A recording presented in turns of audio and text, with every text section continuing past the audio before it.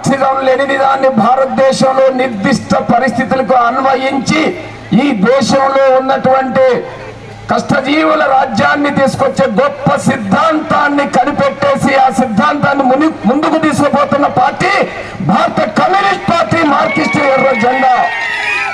అందుకనే అవుపడిన అన్ని ఎర్ర జెండాలు కాదు అని చెప్పేసి సిపిఐ మన ఎదులాపురం గ్రామ ప్రజలందరూ అర్థం చేసుకోవాలని చెప్పేసి కోరుతా ఉన్నాను. అలానే ఇంకొక విషయం కూడా ఈ ముందు స్పష్టం చేయదలుచుకున్నాను. సుదర్శన్ రెడ్డి గారి మీద విమర్శ చేయటం అని అంటే, సుదర్శన్ రెడ్డి గారిని విమర్శించటం అని అంటే ఇప్పుడు నడి బజార్లో నిలబడి సూర్యుడి మీద ఉమ్మేయాలని చూస్తే ఇక్కడ నిలబడి ఎవరికో ఒక ఆయన కోపం వచ్చి గట్టిగా నేను సూర్యుడి మీద ఉమ్మేస్తా అంటే ఎవరి మీద పడుతున్నది? సూర్యుడి మీద పోద్దా? పోదు. సుదర్శన్ రెడ్డి గారి మీద కూడా విమర్శలు చేసి కులమని అదని డబ్బులని పిచ్చి పిచ్చి మాటలు మాట్లాడి ప్రజలను నమ్మించాలని అంటే సూర్యుడి మీద ఉమ్మేస్తే మొహం మీద ఎంత పడుతుందో మీ మొహం మీద అంతే పడుతుంది తప్ప సుదర్శన్ రెడ్డి గారిని విమర్శించే హక్కు మీకు లేదు. 100 కోట్లు సంపాదించిన మీరు 100 కోట్లు సంపాదించుకొని కొలిగితే కులకండి.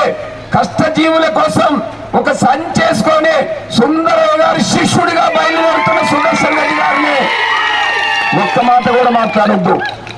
మన మిత్రులుగా ఉండాలి. మేము ఎక్కడ విమర్శ చేయదలుచుకోలేదు. ఎక్కడ ఏ మీటింగుల్లో కూడా మిగతా తోటి ఎర్ర జెండా పార్టీలను విమర్శ చేయటం లేదు.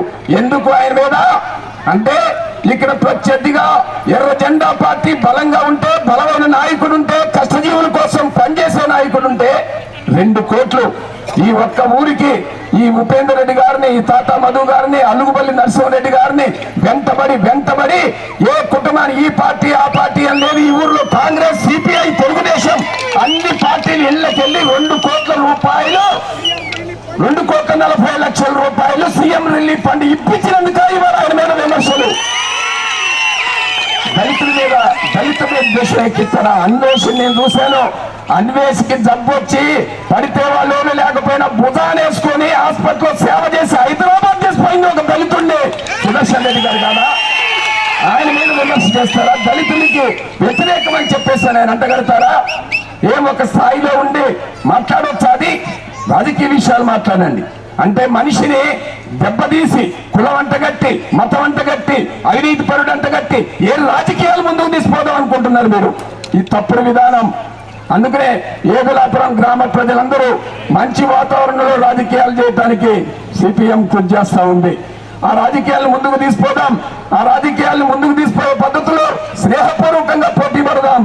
అలాంటి వాతావరణాన్ని ఇప్పటికైనా ప్రత్యర్థులు ఆలోచించాలని చెప్పేసి నేను కోరుతూ ఈరోజు మరొక విషయం నేను చెప్తున్నాను. మధు గారు కూడా చెప్పాడు. మనకి ఇవాళ ఏదులాపురం మున్సిపాలిటీకి పోతా ఉంటే మధు గారు చెప్పిన విషయాలు చర్చ జరుగుతున్నాయి, వేణు గారు చెప్పిన విషయాలు చర్చ జరుగుతున్నాయి. వీటితో పాటు కందాల ఉపేందర్ రెడ్డి గారి గురించి కూడా చర్చ జరుగుతూ ఉంది. ఈ అండతోటి ప్రజల్లో చాలా మార్పు వచ్చింది. ఎక్కడికి పోయినా మన కూటమి స్వాగతం పలికినట్టు ఏ గ్రామంలో ఎవరికి స్వాగతం పలకలే. ఎందుకనంటే కమ్యూనిస్ట్ పార్టీలు తప్ప మిగతా పార్టీలు ఓడిపోతే ఈ జనం ఓడిచ్చారు, ఈ జనంతో మనకు పని లేదు, మళ్ళీ ఎన్నికలు వచ్చినప్పుడు చూసుకుందామనే నాయకులు ఎక్కువ మంది ఉన్నారు.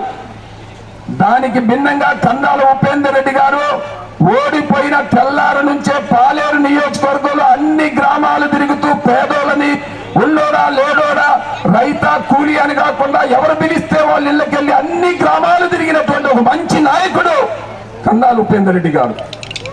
ఇంకొకరికి అది సాధ్యం కావట్లేదు. కాబట్టి ఇది కూడా ఇవాళ ఈ ఎన్నికల్లో ఒక చర్చ జరుగుతూ ఉంది. అంటే మనకి నమ్ముకున్న ఒక ధైర్యం ఇచ్చే నాయకుడు, అదే క్రమంలో మన ఆదుకునే నాయకుడు ఉండాలనే చర్చ కూడా ఇవాళ పాజిటివ్ గా ఒక మంచి వాతావరణం చర్చ జరుగుతూ ఉంది. అందుకనే ఇవన్నిటితో పాటు కొన్ని గ్రామాల్లో అసలు మున్సిపాలిటీ చేయని గ్రామాలని, గుదిమెల లాంటి మారుమూల గ్రామాలని కరువు పని పోయి ఇల్లు మీ ఊర్లో కూడా ఇవాళ మున్సిపాలిటీ అయితే ఇది ఒక గ్రామం.